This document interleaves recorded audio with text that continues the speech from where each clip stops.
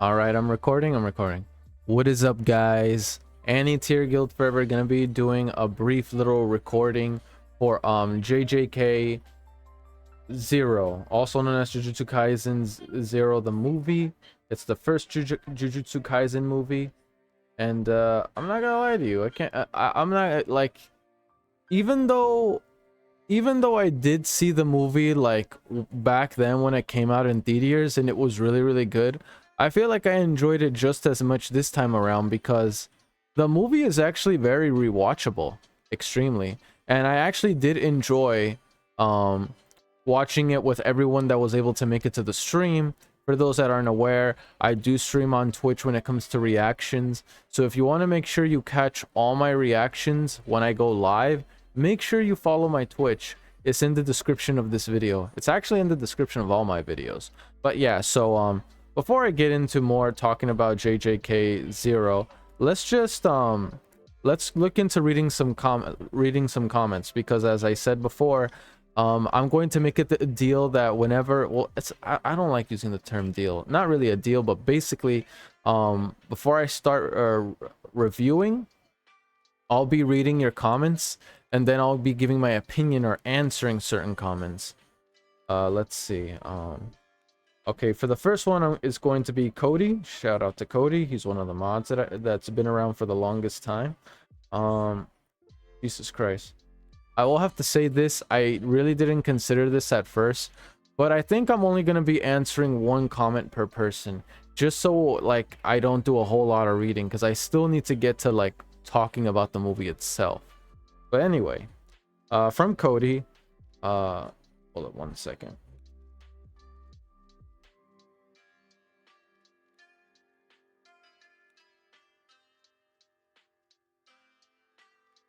Let's see. Quite a few comments incoming. First, the blonde girl, one of the 4 special grade sorcerers along with Gojo, Geto, and Yuta, is the one we saw in a flashback that found and taught Todo. Talking about Sukumo? I think that's it. I think that's her name. The one that was talking with Geto toward the end, right? Let's see. Said this all on Discord, but if you didn't see, while the series doesn't show it well, Itadori is actually quite a prodigy. Main difference from other prodigies like Gojo and Yuta being that Itadori doesn't have an OP bloodline to give him a head start to his development. Oh, that's true. No, that's true. Honestly, like, Yuji is just a regular kid. Aside that he can use curse energy, he's just a regular kid that actually is surprisingly strong and talented for his age. If you guys recall episode 1 of JJK, the series, he was notably very strong for an average human, much less a boy. But with the few months of season 1, he went from really unremarkable. He went from really unremarkable at the start to, at the very least, one of the stronger grade 1 sorcerers, if not nearing special grade 1, the rank below the 4 special grades. In fact, it's been said by the author that if Jogo, the volcano, had a curse spirit, sorry, I lost track of where I was. Volcano curse had taken the barrage of black flashes Itadori landed on Hanami, the nature curse spirit he and Todo fought, Jugo would be dead. And that's all without having a curse technique, just with physical strength and what skills he's gained at utilizing curse energy. Well, and seemingly being able to, when really needs to use black flash at will. That is true. He was able to utilize Black Flash according to his own will, which, I'm not gonna lie to you, it is a pretty crazy feat. Being able to use Black Flash at your own, like, basically at will, without any, like, because if I remember correctly, Black Flash isn't something that you necessarily, a technique that you do at will, kind of like a domain expansion. It's essentially like a technique that just happens, right? Under certain circumstances. You guys can let me know exactly the fundamentals and how exactly Black Flash works from a very what's the term, from a very deep understanding. But at the same time, please don't make it too complicated. That's all I ask. But yeah, I will admit, he was able to use Black Flash at will, being able to, you know, conjure up that technique that seemingly, again, at first, actually, if you guys remember throughout the second part of season 1, they actually straight up teased Black Flash in the opening, which is probably the only technique that Yuji has demonstrated other than just swinging his fistful of curse energy. He was able to use Black Flash as a technique of his own. Granted though, I wouldn't say it's a technique of his own, since other characters are able to do it too, like Nobura and Nanami. I'm pretty sure Gojo or any other characters are able to do it too. I'm not sure, but the point is, it's not a technique that's necessarily his, and that's what I'm still waiting for from the series. I still want to see where Yuji is able to come up with his own curse technique, whether it's a domain expansion, a specific technique. Actually, speaking of that, what is actually the fundamental difference between curse techniques and domain expansions? Aren't domain expansions basically curse techniques? But the series makes it seem like they're different. I don't know. It's just something random that popped into my head. So yeah, that's true. That's actually very, very true. Let's see. Here's one from Fumikado 2527.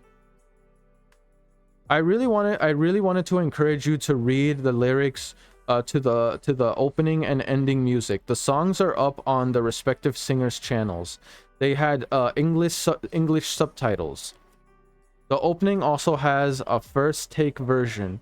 OP where our blue is, sung by Tatsuya Kitani. Sorry, I'm very bad when it comes to name pronunciations. Sorry. Ending Akira song by Saoshi Sakiyama. Personally, I thought it was cruel. The line that Tsukumo said to Geto when she was leaving the school on his, I thought it was a her, motorcycle, telling him not to worry because another child was assimilated with Tengen-sama.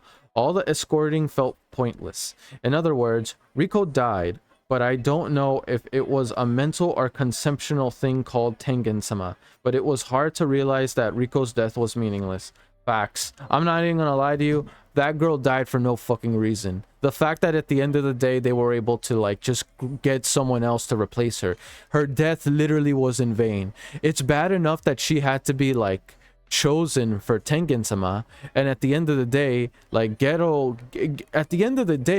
and Gojo were gonna let her go. They were just gonna let her roam free, and they were even willing to fight Tengen-sama if need be, and I applaud them for that. But Toji had to be a little sourpuss and kill the girl. It's bad enough that she died, but at the end of the day, she literally died in vain. The girl was caught up in things that literally was outside of her own control. And that was messed up, bro. I'm not gonna lie to you. I was not cool with that. I was not cool with the fact on how she died. And Tsukumu literally saying that just rubs salt on the wounds. It's literally making Tengen feel like he shouldn't be feeling these feelings, because at the end of the day, the mission was accomplished. But no, the mission wasn't accomplished. A little girl died. Well, she's a child, bro. I don't care what anyone says. She was a child, and she died in vain. I hated that shit. I hated that in the second season. Granted, I'm not saying I dislike season 2. I love season 2, but I did not like the fact of what happened to Riko when she ultimately died for no reason. If it were for me, here's the thing. Here's the thing I wanted to point out. Why is it always a child?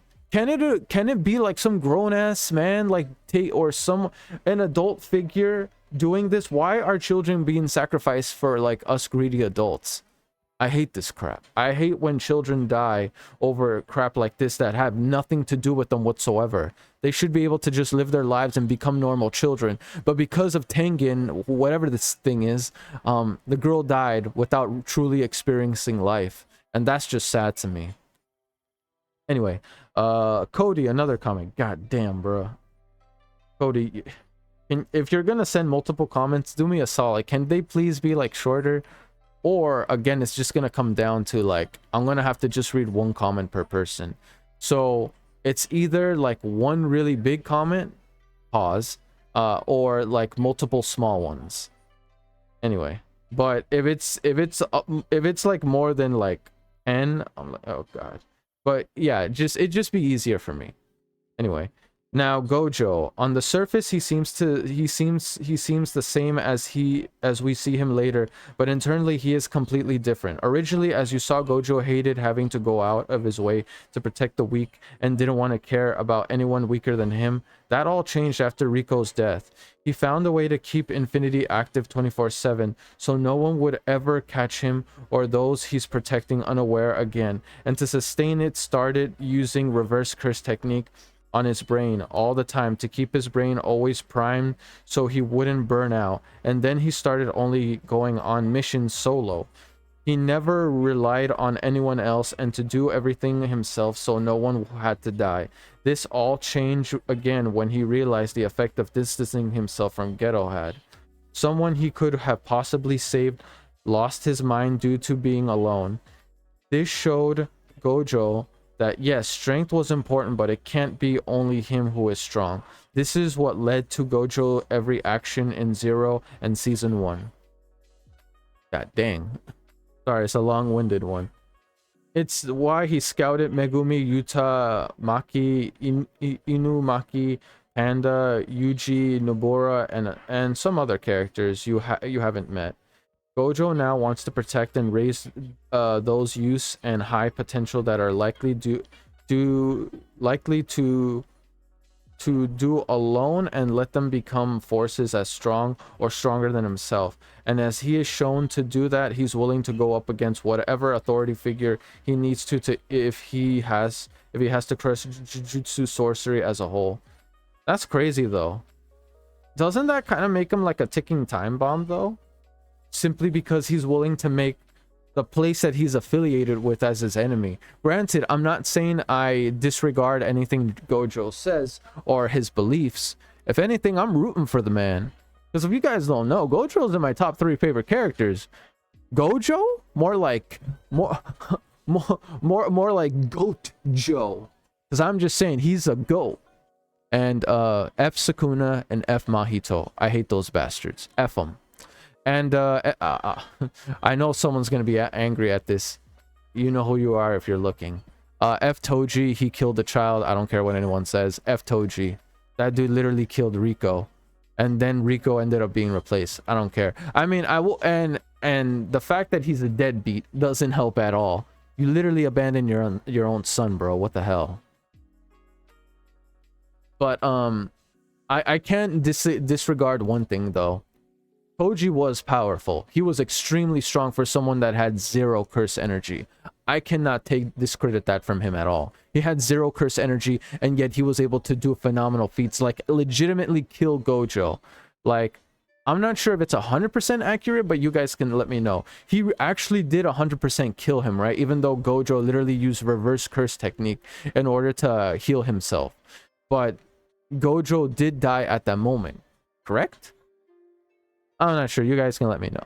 I'm not 100% confirmed factual on this. If you guys aren't aware, I don't have most of my facts straight. But thanks to you guys, you keep me on my P's and Q's. So I thank you all for that. Last comment. And I'm probably going to have to end the recording right here. Again, I know I didn't really talk about Zero, but hey, look. JJ Zero is a really damn good movie. If you haven't seen it, check it out. If you haven't seen it but you've seen season 2, then then you kind of deprived yourself a bit, because if you saw season 2 and you haven't seen the movie before season 2, it's going to ultimately affect certain viewpoints. But hey, it is what it is. Now Geto, for the most part the episode speaks for itself. But worth noting that as time went on, anytime he had time to think to himself in the back of his head, he could always hear that cult applauding for Riko's death on repeat 24/7. And added on to the fact that Gojo started going completely solo meant he had a lot of time to think to himself. Sorry. Fuck. I'm sorry. Sorry for my cursing. I lost track of where I was. To himself, which continued his downward spiral, and then through all that stuff that happened, last straw that finally fully broke him was that village persecuting, imprisoning, and threatening to kill those little girls just because they were born as Jujutsu sorcerers. If you didn't notice, those are the two teenage girls that followed Geto in Zero, and presumably he'd save every member of his group in that style. Which, I'm not gonna lie to you, I kind of sympathize with Geto. I understand what the guy was going through. Well, I don't really understand. I can say I understand, but realistically, can anyone really understand someone in that position, considering the fact of, well, I mean, look what ultimately happened, guys. Like, Geto went down the wrong... Actually, that's a good question. If you had to choose who would you side with toward the end, or where we're currently at in the anime for JJK, who would you side with? Would you side with Gojo, or would you side with Geto? Be honest. Don't just give the politically correct answer. Be honest to yourself. And also, follow-up bonus question. If hypothetically you did choose to side with Gojo, would you say would you say during your decision making you were almost considering Geto, or was it an absolute Gojo? I want to know where your guys' mindset in terms of this situation, because I'll be honest, while I do side with Gojo, I do sometimes conflict with the fact that, bro, children are dying because of these greed cold-hearted adults sacrificing children. I can't condone that behavior. I'll be honest, for the most part, I actually do believe that I would probably make the school my enemy if it come down to killing children, because I ain't doing that crap. I refuse. But hey, as long as that school keeps going, more children are gonna end up falling to everything that's been going on.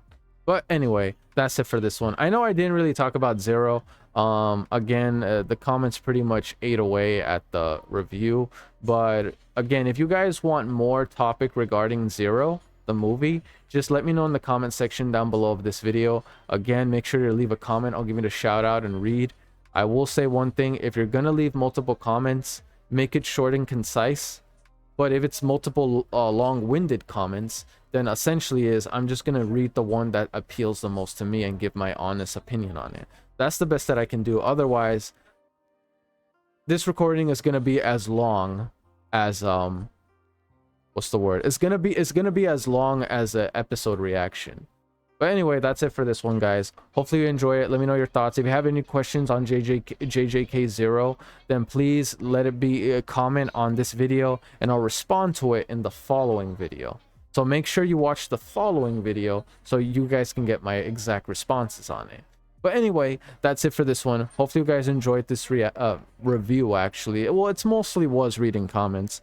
But again, you guys let me know overall thoughts. Oh yeah, and by the way, if you can tell me, actually, I'm gonna give one final question before I end it. You guys can choose to answer it if you want to.